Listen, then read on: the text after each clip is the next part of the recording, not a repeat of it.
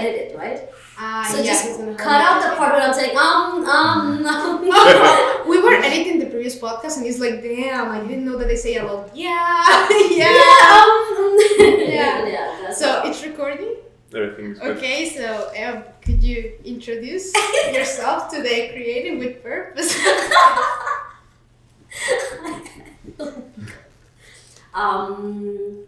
Well, I'm an independent filmmaker in Toronto. I did some work in India too, but now I'm here. And fun fact, she was the first actress I worked with, by the way. Yeah. I'm so honored. Yeah, it was. She's one of my best friends now. So I think it's very biased that she called me on this podcast. Well, of course. I just invite the best. And yeah, I'm mostly I actually started as a production designer, as you know, but then I did some directing, but then I found my true passion in producing, which I really love paperwork. Wow. When did you decide to change from production design to... Yeah, so I was doing production design because I have a background in architecture. So I thought it would be just way more easier for me to get into set design, art direction, because I studied principle of design and everything. So I jumped into that, but then when I was on set, I realized I like paperwork way more than designing a set. No offense to anyone, but I loved all the work I did. I loved working with people on set, with other art directors and other set decorators. With other set decorators, but I like producing more. I think it was a year ago or something, I felt like my true passion, my true filmmaking, it's like I want to be more into paperwork, permits, insurance, grants. Budgets, yeah. I love to make a good budget. Yeah, as a perspective of an actor that, well, of course, like I know a little bit about producing because we have a class, but it's nothing like you guys. Yeah. Is that for us, like, of course, we prepare beforehand to do the character and everything, but for the film, we go on set and after that, like, we're done. But you guys, you focus on the pre-production and post. Like, you have to multitask. Guys. There is something before pre-production. Development. Oh yeah. It's my favorite part when it's like you're creating a baby, because everything starts like it's the origin of any like filmmaking in art. Like we have to develop a concept first, like sitting with the screenwriter, sitting with the director. Like it's the origin of everything, and that's when you develop the script, right? Yeah. So it's like it's a baby, and then it grows. Wow. Do you like to write as well? I do like to write. I am kind of doing something right now. It's about. Do you want to know? Yeah, of course. It's about. It's your space. Oh, thank you. It's about this 3 women, and I'm not gonna say in the script if they are good or bad, because no one in the world, they're like good or they cannot be put into the category good or bad. I want to show I want to show women empowerment, yes, but women are not always nicely dressed, perfect, manicured hand. They are all not always nice the way society sees them as a perfect woman. No one is that. They're not at all. So I'm gonna show these 3 women with intrusive thoughts. They're acting upon the intrusive thoughts. They're doing all the sins, and then they repent on it. And there's 2 people in an office, and they're very different kind of people, and they have these gray areas, and they're human after all, and also a woman.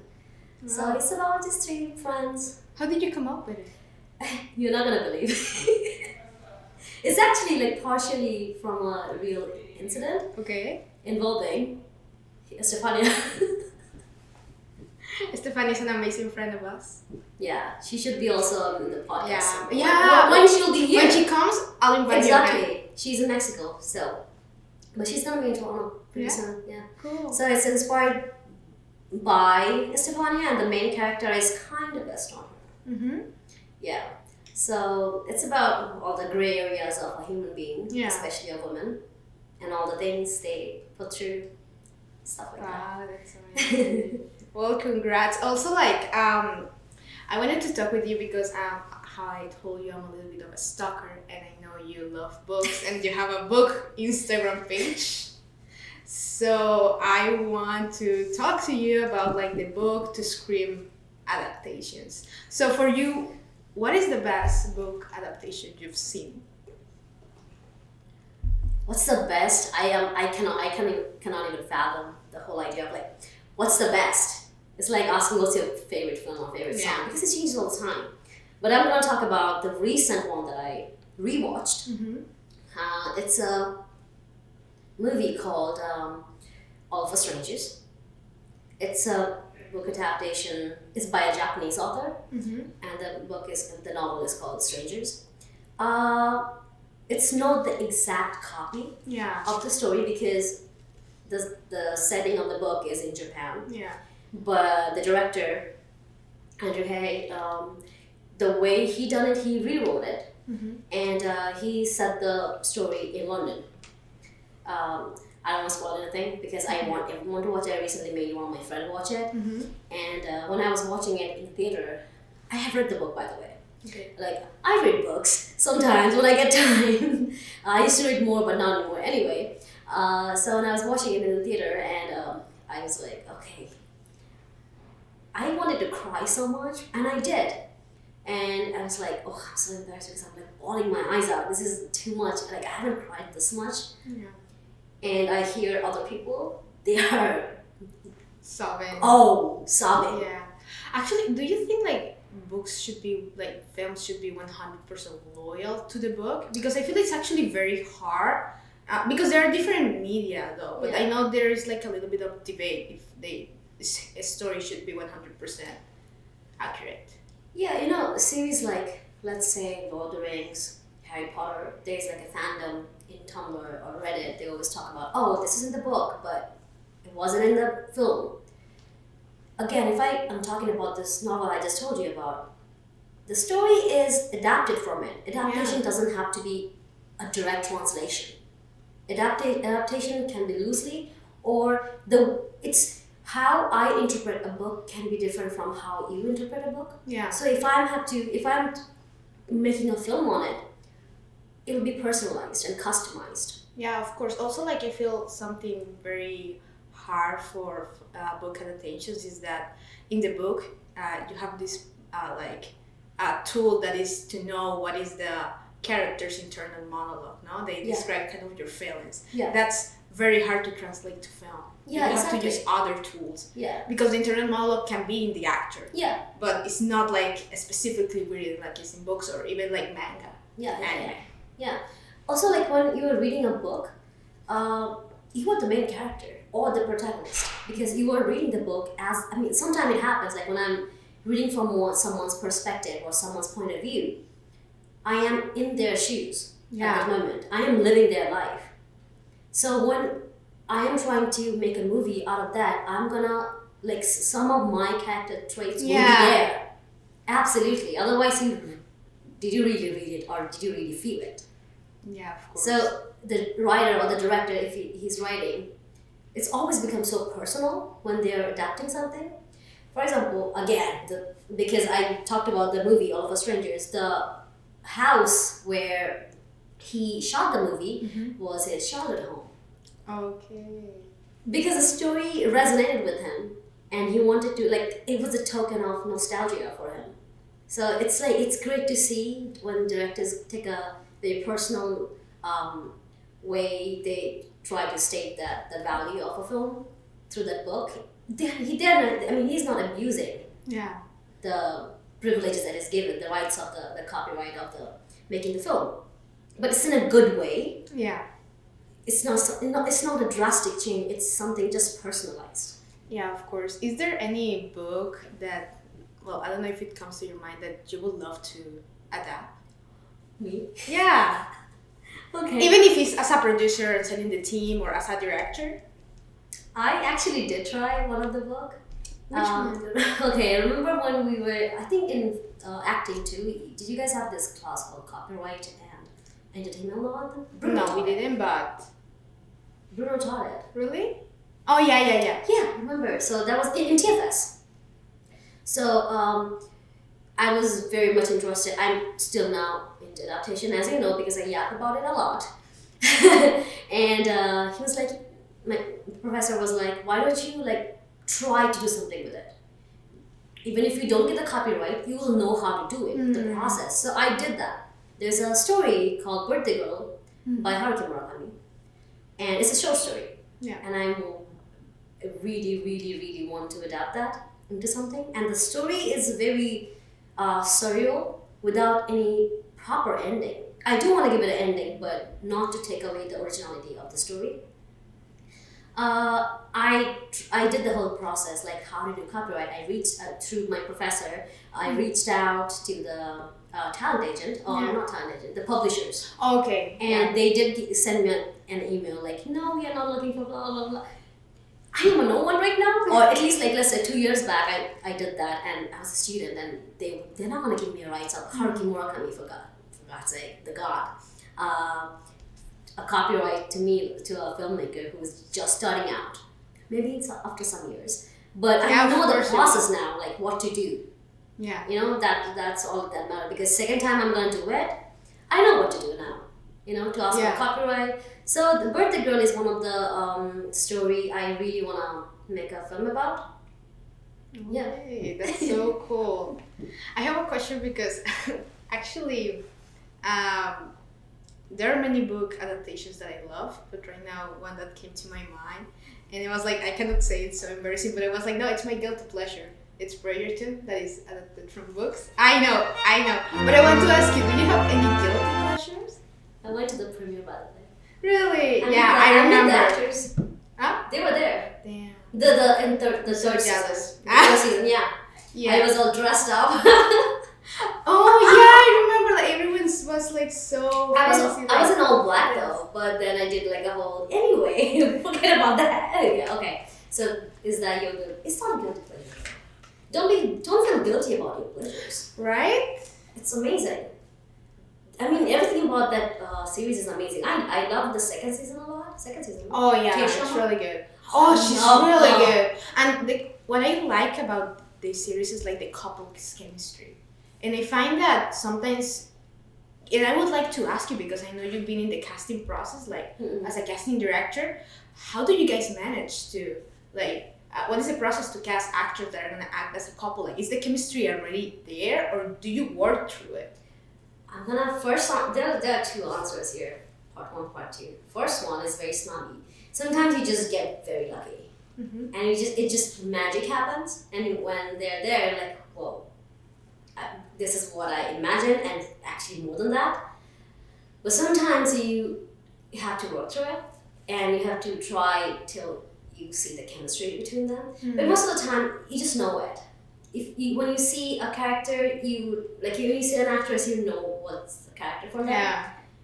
Even before they start auditioning or screen test or the chemistry. You see something in them that is like, yeah. Yes, exactly. And sometimes maybe it happened like when they're out there, they're here for like auditioning for a character, but you see them in some other characters. Yeah. That happens all the time. Like, okay, you're here to audition for Mary, but guess what? You are actually another character. It happens all the time. But sometimes you just get so lucky and you know that's your actor. Yeah. And sometimes you just worked with so many actors, you know, like, oh, I know this actor, like they're perfect for this story. Or sometimes you actually keep someone in mind and write the story about it, like what happened with Anora.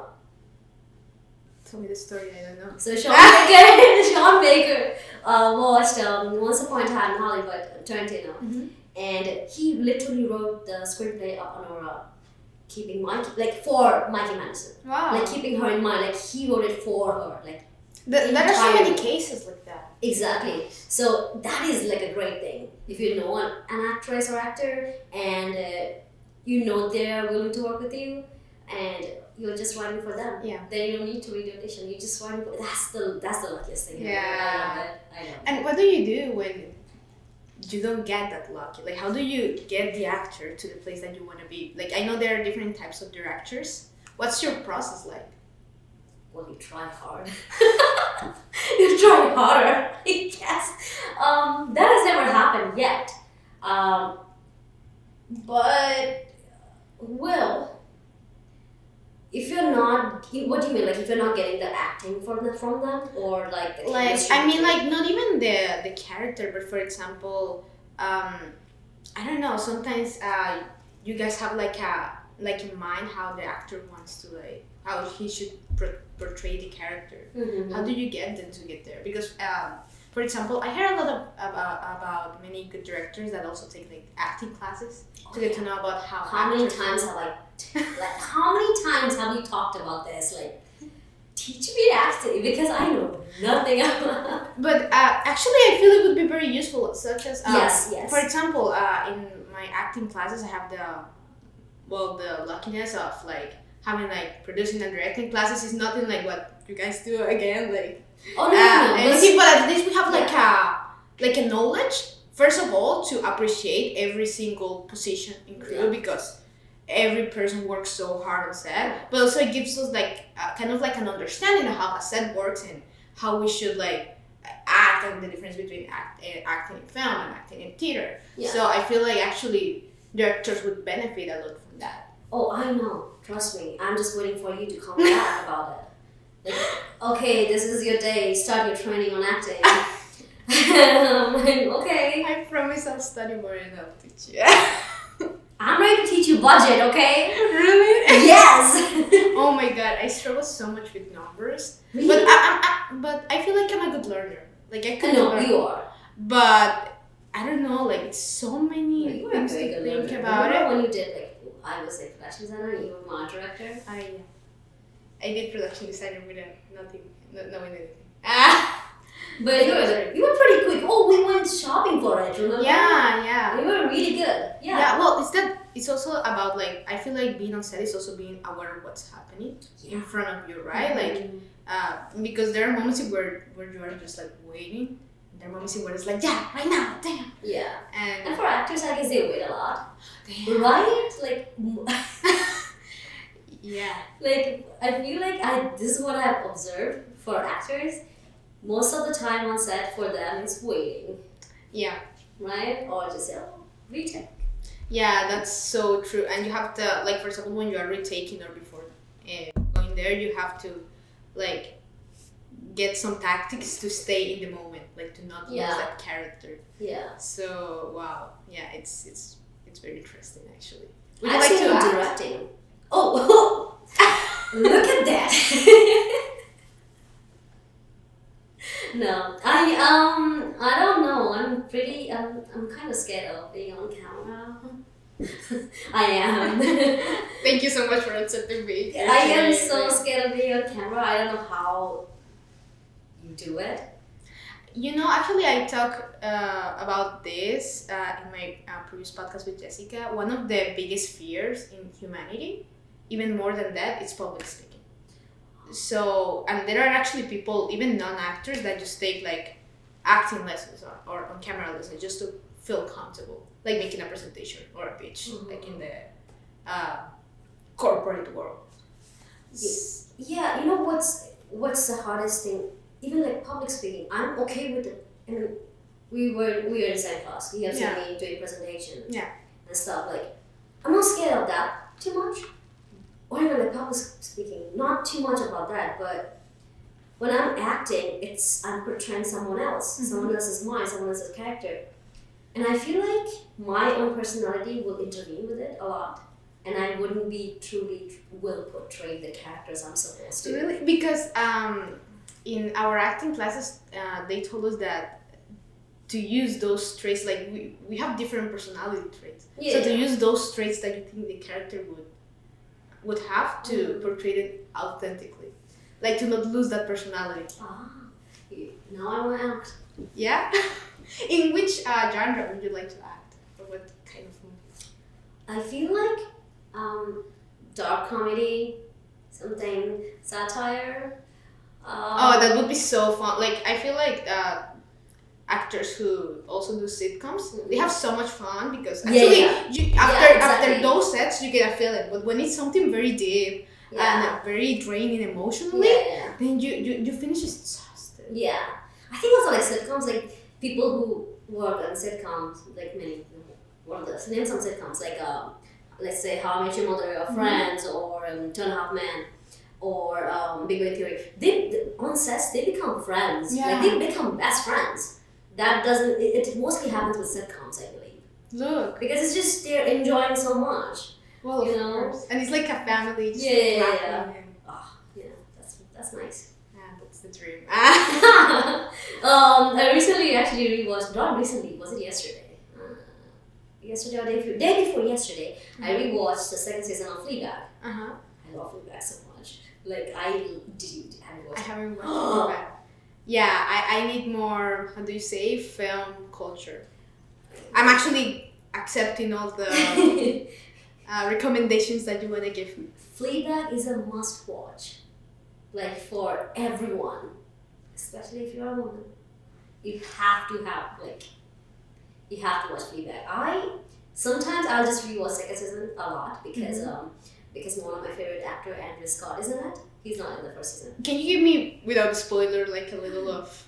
The one I'm developing right now is kind of inspired, the genre is inspired from Fleabag. Okay. Because Fleabag is a character, or the main character, the director, and the writer, and the actor, they're saying. Director, okay. Yeah. And so she is this person who has, how do I not give a spoiler? It says, okay. Even though it's okay. No, she's a badass woman and she has so much, like, I'm not gonna say bad quality, but like redeeming quality or like some gray areas. She's not perfect. She's not perfect at all. Well, that's the best characters to watch. Yeah, she's like, because they're very relatable. From being a perfect person. And she has this family and her love life or like her career, her friendships, like it's about everything. And yeah. Wow. Yeah. What is your process to building like a character when you're writing? It's again, two-part answer. First, you just see someone and you realize, for example, the one I told you about, for Stefania one. It's something really funny happening, something really impactful happening. He's like, oh, I should write about it, or write about that person, or at least like take some notes from that person's life story. So if you get lucky, you see, I think you see characters everywhere around you. Yeah. Like you just have to be, be an observer and just look around. Characters are everywhere, and sometimes you make up people. Yeah. Sometimes to create a character, you make up something that you really want to be, or you really don't want to be. Yeah. You know what's a really good place to look for characters? The TTC. Oh. What did you say? I said airport. Actually, It is. Because, the airport. There's so many kinds of characters there. Yeah, especially because I feel like, the airport is one of the places where people cry the most. Airports. Is it? Wow. Yeah, and hospitals. Of course. Yeah, they cry because they see. I thought it's gonna be like a court or something. Maybe. I mean. It would be interesting to be. Well, I don't want to be at court because of course, but it would be very interesting to be in it. Yeah. Still. Maybe not. I don't know. Like, probably hospital. Yeah, you are right. Yeah, probably. Now that I think about it. Yeah, so I feel like the emotions are there. Oh damn! I had cried in the airport like last time when I was coming to Canada. I was like all strong. I didn't cry the whole time. Like whatever, I didn't cry. And then I was passing through the gate, and my mom and dad was there. I just looked at my mom. Oh god, I cried so much. But guess what? What broke my heart really? She didn't cry. Damn. But she has a theory like I don't want to cry in front of my child because they'll be more heartbroken. So she was like. That's the theory. I'm a crier, and all my family is very emotional. Yeah. Except my dad. But I think the only time I've seen him like not with tears, but with his eyes. What was when I left my first time. Oh god. And yeah, I was like, wow, I didn't know you had feelings. Well, Yeah, we're gonna call each other's family like immediately after this. yeah. Was it hard to take the decision to come here, or? It wasn't a hard decision, but it was a hard process. Mm-hmm. At some point, I was like, oh, this is too hard. I just want done. But then I got the visa. So. Hey. And I met you literally first month, right? Oh, so you were just because Yeah. you were in term 1. No, I was in term 3. Okay. Okay. But were you doing online school before? First 2 term was online, yeah. How was that? No, we don't talk about that. I love TFS. So much. No, yeah. And how did you decided to study film? Oh, Like switching careers. I have always loved film, but I wasn't daring enough to actually choose to be someone in the film industry because for right or wrong reasons, I'm like too ambitious sometimes. I'm like, oh, I want to work in a film, but I need to be a producer. But like I would say I have always loved film. Always, I think film is something. It's a true and a great form of art, and there are so many characters just in the crew I'm talking about, like behind the camera and in front of the camera. In front of the camera is just actors. Yeah. Actors. There's like not too many other crew, right? But it's just so many characters, and just remove one, everything is gonna fall apart. Yeah. It's just amazing like a Jenga. And everyone is so passionate about what they do. Yes. Everyone that and studies so films many is not. things. Yeah. And I didn't even like when I was like, starting out. I didn't even know what's script supervisor. I didn't know that. I didn't know a script supervisor. I didn't know there's a second day. I didn't know anything. All I knew about that there is a producer, whoever put the money. There is a director. There's a writer, actors. That's all I knew. Yeah. But then the more I did start working. I was working for my uncle. He's a producer back in India, and I was working with him. Advertisements, some talk shows and stuff. That's where I was doing the costume. I was given the role of a costume director. I don't know if I deserved it or not, but anyway, I got lucky. Nepotism. You have to use your cards. Nepotism. I love nepotism. But We need a little bit in Canada for that. Right. Just be this. You're on your way. So I was working as a costume director, and I was like, I didn't even know, of course, like this is something from a costume director. There's researchers, they're like 3-4 writers, editors, not only like film editors, they're like script editors, Yeah. composers, blah blah blah. They're like so many things, and I did that, and I was like, okay, I want to actually know more about it because all right now I know is like so glamorous in my eyes, and I know nothing. Yeah. So. I came here, and that's when I started like production design because to me it was the most achievable. Like it was the easiest, not easiest, but most the one that you had like skills. Attainable thing for me to do it because of my design background, like architecture background. So that's why I started that. But then I found my way. Okay. How did you like Canada? Do I like Canada? You're putting me on the spot. We can erase this part. No, I like how do I say? I love Canada, but I'm not sure if I like it most of the times. There are certain Canada is like a not I don't know about Canada, but Toronto. Let's say I haven't been all over Canada, but Toronto, let's say, it's a character. Yeah. When I first reached here, it was winter, and I thought, whoa, this looks like Gotham City from Batman. Yeah, that one I understand. Just making sure. But yeah, it's pretty. Everything is it's pretty. I wish there were more nightlife, but it's Really, I feel like Toronto has a good. Well, is that I went to Vancouver, and they closed very. Yeah, it's so beautiful, but there's almost not a lot of nightlife. How's Ottawa? I haven't been in Ottawa. Oh, I thought you did. Okay, never mind. Never mind. But no, I do want to go to Vancouver, and there's a place called Muskoka. Look. I want to go there. Yeah, it's so crazy for me that Canada is so big. Yeah, it's huge. It's huge.